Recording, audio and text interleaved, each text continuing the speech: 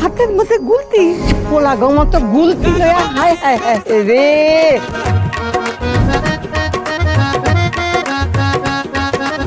তোর একটা বিয়ে দিয়ে দিই। একটু লজ্জা। তোর বাবা তো আমাকে এই বয়সে বিয়ে করেছিল।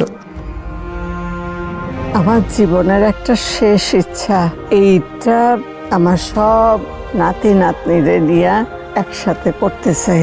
এত বছরে তার একটা বার এটা মনে হলো না, আর এই বছর তার মনে হলো যে ঈদটা আমাদেরকে নিয়ে করবে।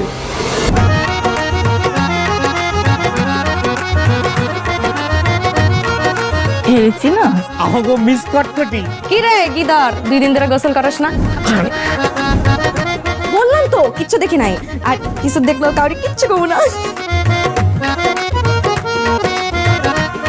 কেমন আছেন বন্ধুরা? আশা করি অনেক অনেক ভালো আছেন। বন্ধুরা, আমরা সবাই মিলে তো 28 নাম্বার এপিসোড পর্যন্ত দেখলাম, কিন্তু ফাহাদ এবং সামিরের গল্পটা যে মোড়ে নিয়ে যাচ্ছে, তাতে 29 নাম্বার এপিসোডে কি হতে যাচ্ছে তা জানার জন্য আমরা সবাই অপেক্ষা করছি। কিন্তু 29 নাম্বার এপিসোডটি আমরা কোথায় পাবো আর কিভাবেই দেখবো?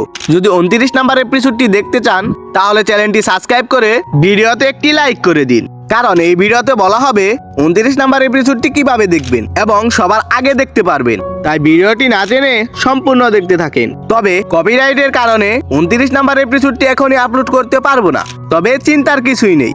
আপনারা জানেন আপনাদের ভালোবাসায় আমরা প্রতিদিন রাতেই নতুন এপিসোড আপলোড করে থাকি।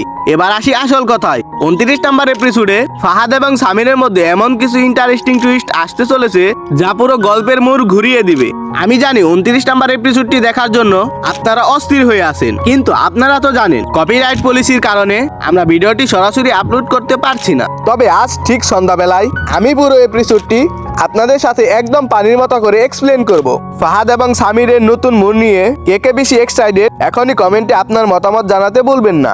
ধন্যবাদ।